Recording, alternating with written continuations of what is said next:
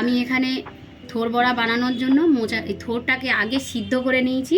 থোর বড়া বানানোর জন্য আমি এখানে থোরটাকে সিদ্ধ করে নিয়েছি, একটু হলুদ একটু লবণ দিয়ে সিদ্ধ করে নিয়েছি।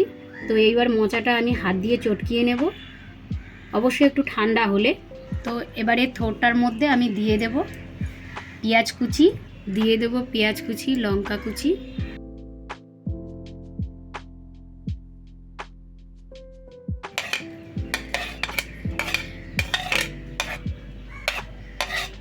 দিয়ে দেবো ব্ল্যাক পেপার, দিয়ে দেবো চাট মশলা, দিয়ে দেবো লঙ্কার গুঁড়ো, দিয়ে দেবো হলুদের গুঁড়ো, দিয়ে দেবো চালের গুঁড়ো। 2 চামচের একটু কম দেব,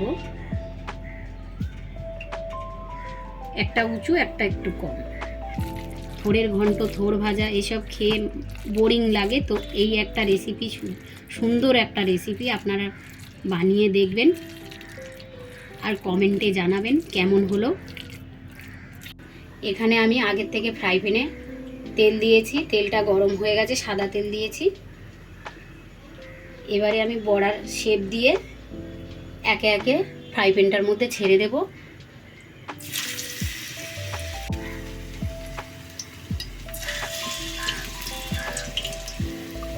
এটা নিরামিষ যারা খান, নিরামিষভাবেও জিরে ধনের গুঁড়ো দিয়ে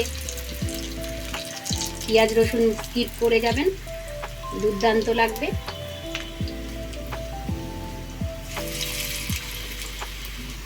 এভাবে আমি সবগুলি বড়া একে একে ছেড়ে দেব তেলের মধ্যে।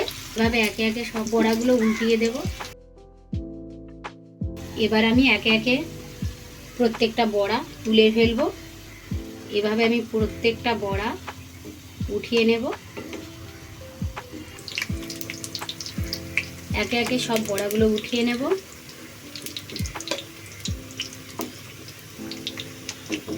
কিছুটা বাকি ছিল তাই সাইড দিয়ে দিয়েছি। বড়াটা আমার ভাজতে টাইম লেগেছে 3.5 minute, medium to high flame. এভাবে আমি প্রত্যেকটা বড়া ভেজে একে একে উঠিয়ে নেব। থোড় বড়াটা আমার রেডি হয়ে গেছে, দেখতে বেশ সুন্দর লাগছে। এরকমই মজার মজার ভিডিও পেতে চোখ রাখতে হবে মজাদার কিচেনে।